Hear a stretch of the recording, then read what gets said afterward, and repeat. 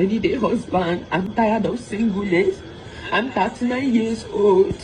Very soon I'll enter menopause. Please. I need a husband in my life. No matter what you are doing, I'm going to marry you. Are you a barrel pusher? Are you a beggar? Are you a conductor? Please marry me. Please, I'm going to sponsor the marriage. I'm going to give you money to pay my bride price. I'm going to sponsor the wedding with my money.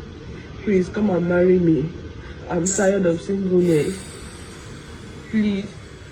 I'm 39 years old. Please come and marry me. I'm getting old. I'm getting old, please. I need a husband in my life. I need a man in my life. I'm tired of singleness. Ouh. Cette vidéo m'énerve. Saint-Esprit de Dieu. Tu es une femme qui a le même âge que moi, 37, 30, vers la trentaine, et que tu es célibataire et tout, que tu sens le célibat qui te dérange et tout. Je comprends ce que c'est parce que c'est ce que je vis, la difficulté d'être seule, enfin d'être célibataire et tout à un âge avancé, tu vois, 37, donc j'ai 2 ans de moins, mais je veux vraiment que cette vidéo, elle touche... Waouh, Saint-Esprit. Je veux vraiment que cette vidéo, ça touche les personnes qui sont dans mon âge, dans la même situation. Moi, ce qui m'énerve dans cette vidéo, c'est vraiment... Ce qui m'énerve, c'est de sentir comment est-ce que l'ennemi a réussi à lui faire croire que sa paix vient d'une relation et que sa paix vient qu'elle ne vaut rien, qu'elle ne peut pas être heureuse, qu'elle ne peut rien faire, enfin je sais pas, sans être dans une relation, en plus au point où elle peut accepter n'importe quoi, ou je sais pas, peut-être qu'elle a des critères, mais la manière, elle ne voit même pas... Ah, Saint-Esprit.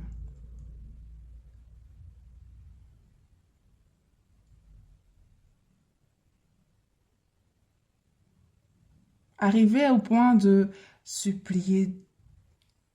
Ah, Saint-Esprit. Je veux juste te dire à quelqu'un... Ah, vraiment, j'espère que... Oh, pardon. Que des personnes du même statut que moi, de mon âge plus ou moins, peuvent voir peuvent voir cette vidéo. Je voudrais juste te dire qu'une relation matrimoniale ne va pas t'apporter le bonheur. Si jamais tu as déjà mon âge, tu peux observer que le mariage, c'est un combat. Déjà, si la personne là même veut se marier. Ça veut dire que tu dois choisir une personne vraiment, une personne qui t'estime, une personne qui va vraiment vouloir ton bien. Et le problème, c'est que quand on est dans une attitude où on est dans la mendicité relationnelle, ce ne sont pas les personnes qui veulent notre bien qu'on attire, mais des abuseurs. Parce que une personne... Ou bien, je ne sais pas, quelqu'un qui veut jouer le rôle du sauveur. Mais ça, je ne sais pas si ça dure longtemps, ce genre de choses. Donc, je prie vraiment que toute personne qui est dans cette situation, vraiment, vous puissiez vous rendre compte que peu importe à quel point c'est dur d'être dans le célibat très longtemps, la première chose qui... Oh, Saint-Esprit de Dieu, qui donne la paix, c'est le fait d'arriver à ne pas se dévaluer à cause de facteurs circonstanciels. Te dévaluer. Parce que, encore une fois, le bonheur et la joie et toutes ces choses sont en Christ, en fait, même si tu ne crois pas en Christ. Mais c'est dans le sens où c'est en toi. Le souffle de vie que Dieu t'a donné va avec toutes ces choses. Et c'est seulement un esprit de mort qui amène ce côté d'évaluation de soi, ce côté de se placer, en fait, plus bas que les autres. Et moi, c'est juste que dans mon vécu, dans ma marche en Christ, c'est comme ça que je vivais. Et c'est pour ça que cette vidéo m'énerve. C'est pas que je mendiais à des hommes pour être avec moi. Mais c'est dans le sens où relationnellement dans ma vie sociale. Je n'avais pas une conscience de ce que je devais pouvoir accepter ou pas en termes de respect, d'irrespect. Peu importe ce que l'on me donnait relationnellement, je pensais toujours que si quelque chose s'est mal passé, c'est de ma faute. J'ai fait quelque chose de mal. C'est de la manière dont je parle. C'est la manière dont j'ai regardé. C'est la manière dont j'ai parlé.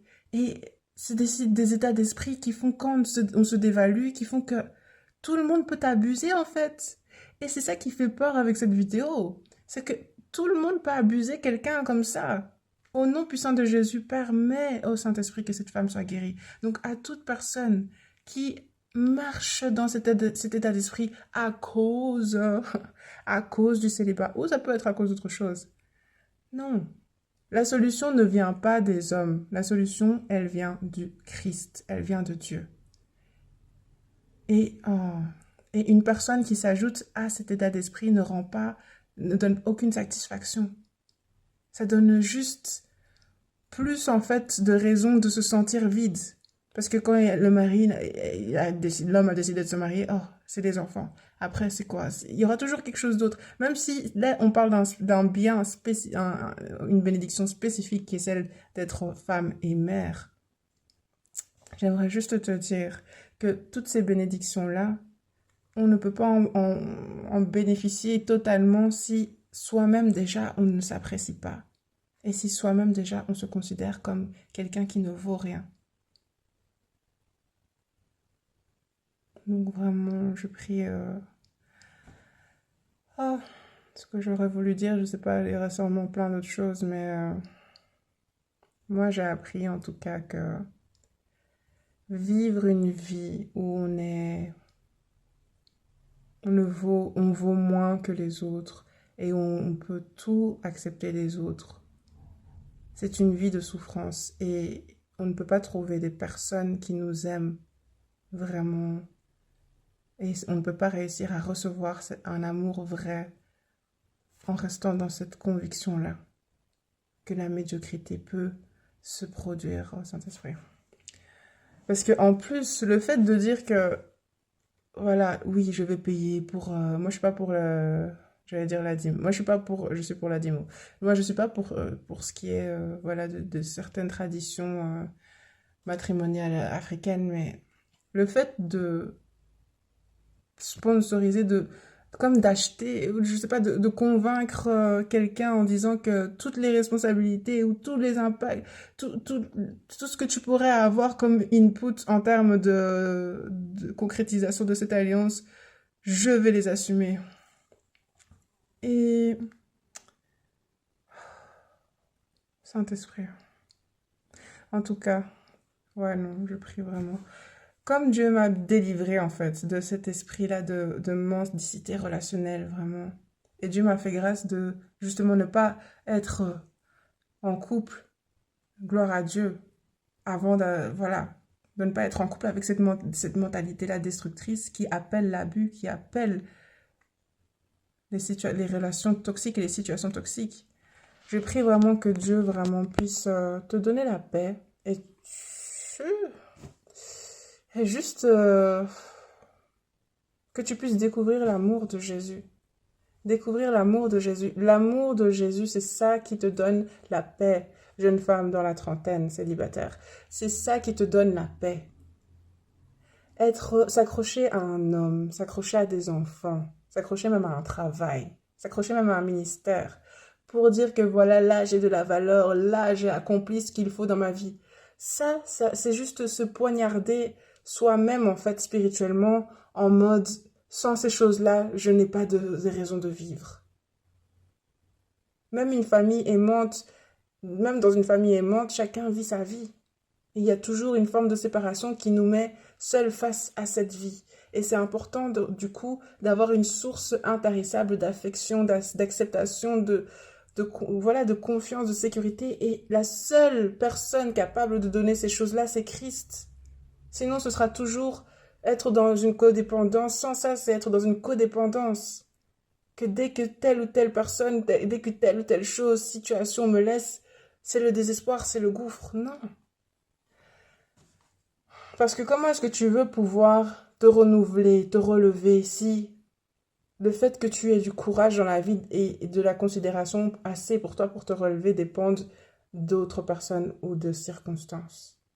Quand on sait que toutes ces choses-là sont faillibles, y compris soit nous-mêmes. En tout cas,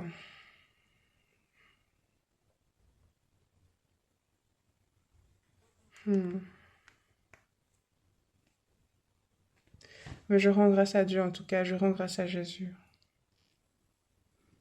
Parce que quand je pense à toutes les femmes que j'entends en étant dans des appartements, hein, vivre des situations abusives, en fait. Tu les entends péter des plombs, tu entends les personnes avec qui elles sont péter des plombs, tu as peur pour elles, en fait.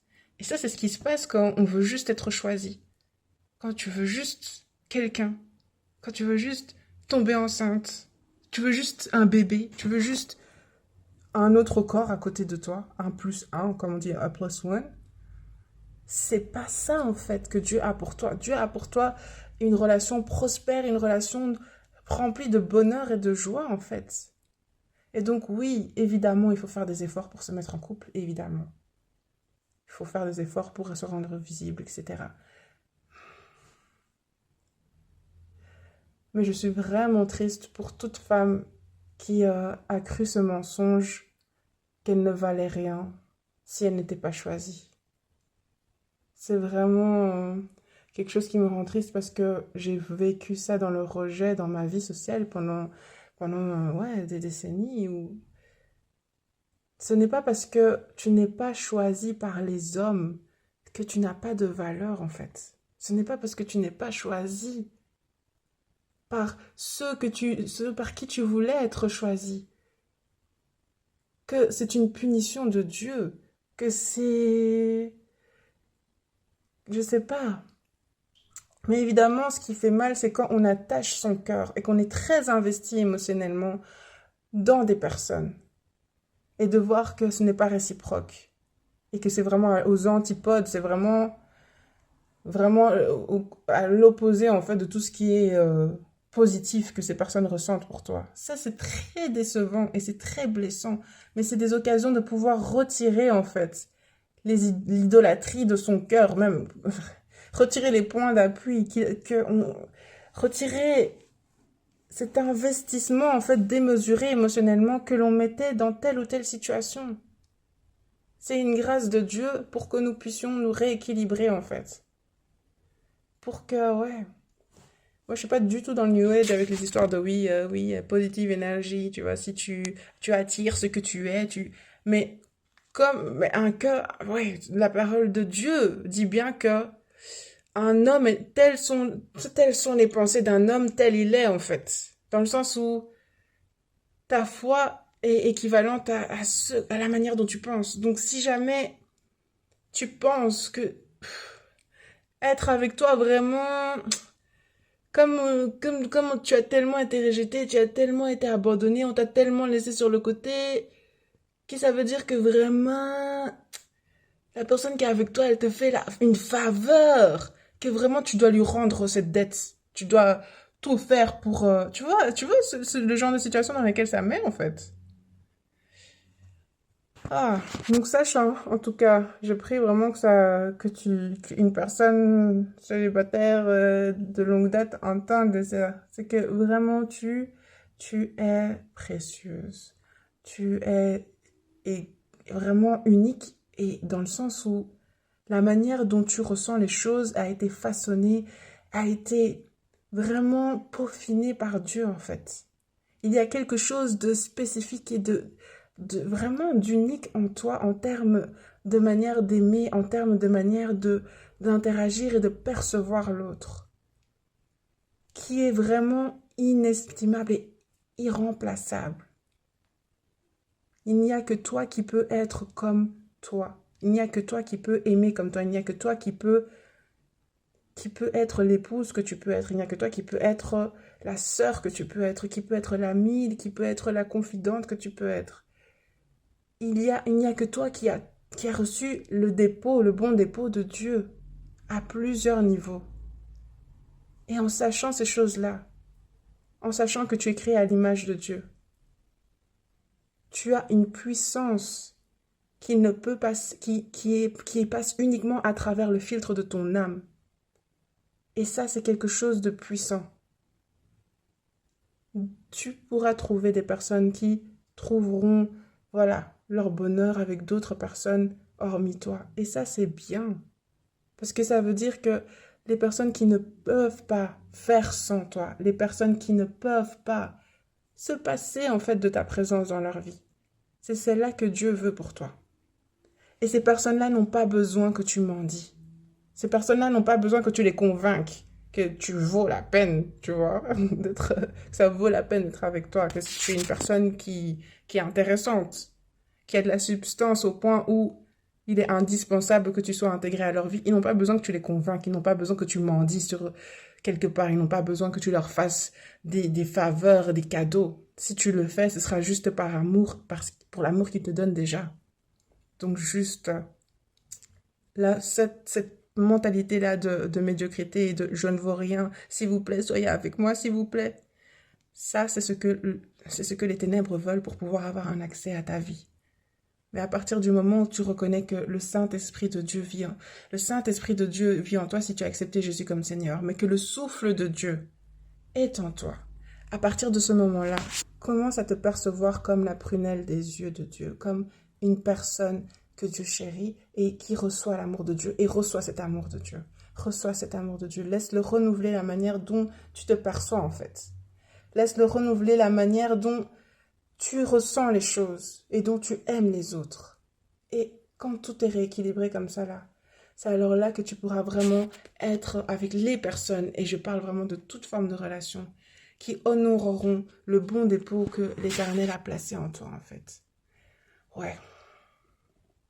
Et si vraiment tu as besoin de cet amour, de cette reconstruction intérieure et que tu n'as pas encore reçu Jésus dans ton cœur, j'aimerais juste te dire que comme je dis, c'est pas une relation qui va te sauver, c'est pas une relation amoureuse qui va te sauver, c'est même pas 1 million d'euros ou 1 milliard de dollars qui vont te sauver. De ce désespoir et de ce tourment intérieur, de ces flashbacks traumatiques d'abandon et de rejet. C'est seulement le fait de recevoir un amour réparateur, un amour qui restaure et qui te connaît, à qui tu n'as pas besoin de faire un exposé sur « je m'appelle tel et j'aime les choses comme ci, comme ça ». Ça, c'est l'Esprit de Dieu. C'est l'Esprit de Dieu qui est cet amour-là. Donc, je prie vraiment que si tu n'as pas encore reçu Jésus comme Sauveur, eh bien, que tu puisses accepter Jésus comme Seigneur et Sauveur. Donc, tu peux m'écrire sur Instagram si tu veux. De préférence Instagram parce que je vois ça plus facilement les messages. Et si tu es déjà en Christ, eh bien, j'aimerais juste te demander de sortir de la religion, de sortir de cette idée que Dieu aime tout le monde en général, entre autres toi aussi. Parce que c'est pas ça, en fait, l'amour de Dieu pour toi. Dieu, s'il n'y avait que toi, je sais pas si tu as déjà entendu ça, s'il n'y avait que toi, Jésus serait, dans l'humanité tout entière, Jésus serait quand même monté sur cette croix. Jésus serait quand même monté sur cette croix, même si ce n'était que pour toi. Réalise juste, et c'est seulement par l'esprit, et c'est seulement dans des moments de louange, de prière, de méditation de la Bible intime avec Dieu. C'est seulement là que tu peux comprendre ça par l'esprit. Mais en tout cas, je te le dis quand même juste là, en fait. C'est que, en tant que femme, je vais juste te dire que nous avons besoin de plus que l'amour d'un homme. Nous avons besoin de plus que l'amour qu'un époux peut donner. La soif d'amour que nous avons est tellement profonde que nous avons besoin de plus que même l'amour que des enfants peuvent donner. Nous avons besoin de plus même que l'amour de collègues, l'amour de parents, l'amour de frères et sœurs. Nous avons besoin d'un amour plus profond que ça pour pouvoir nous sentir épanouis, complètes et en sécurité. Aimés, vraiment. Et ça, c'est seulement la présence de Dieu, c'est seulement la présence du Saint-Esprit qui donne cet amour incommensurable.